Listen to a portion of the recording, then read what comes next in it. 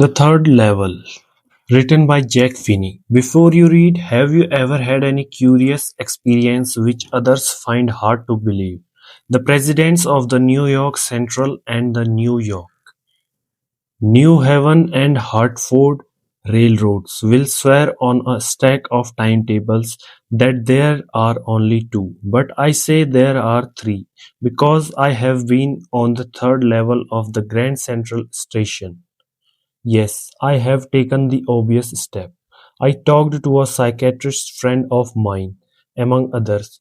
I told him about the third level at Grand Central Station, and he said it was a walking dream, wish fulfillment. He said I was unhappy. That made my wife kind of mad. But he explained that he meant the modern world is full of insecurity, fear, war, worry, and all the rest of it, and that I just want to escape. Well, who doesn't? Everybody I know wants to escape, but they don't wander down into any third level at Grand Central Station. But that's the reason, he said, and my friends all agreed. Everything points to it, they claimed. My stamp collecting, for example, that's a temporary refuge from reality. Well, maybe, but my grandfather did not need any refuge from reality.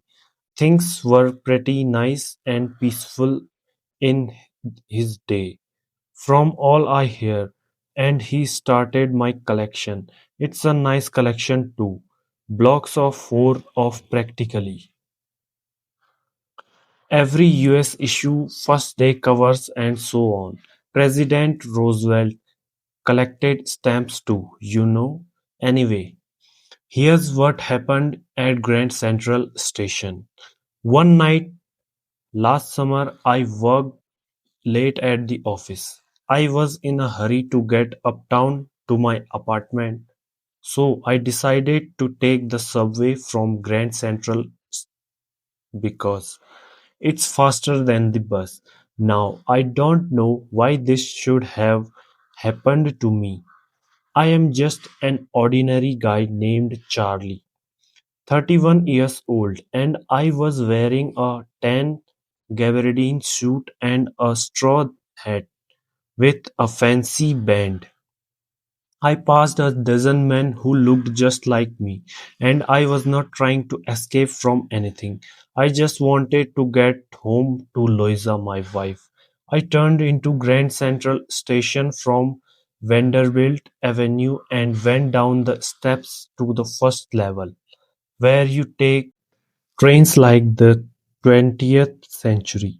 Then I walked down another flight to the second level, where the suburban trains leave from, ducked into an arched doorway heading for the subway, and got lost. That's easy to do.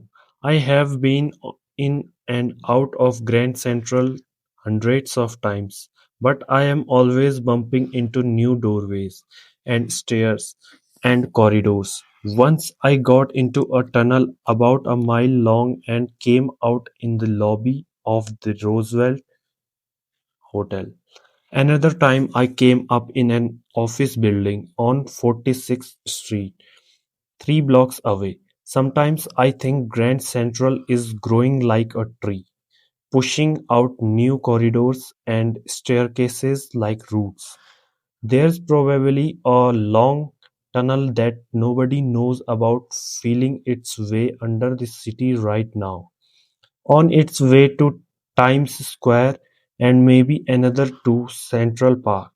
And maybe because for so many people through the years, Grand Central has been an exit, a way of escape.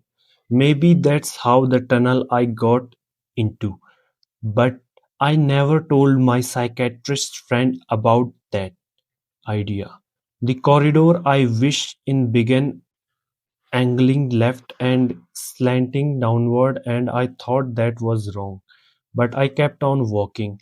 All I could hear was the empty sound of My own footsteps, and I did not pass a soul. Then I heard that sort of hollow roar ahead that means open space and people talking. The tunnel turned sharp left. I went down a short flight of stairs and came out on the third level at Grand Central Station. For just a moment I thought I was back on the second level, but I saw the room was smaller.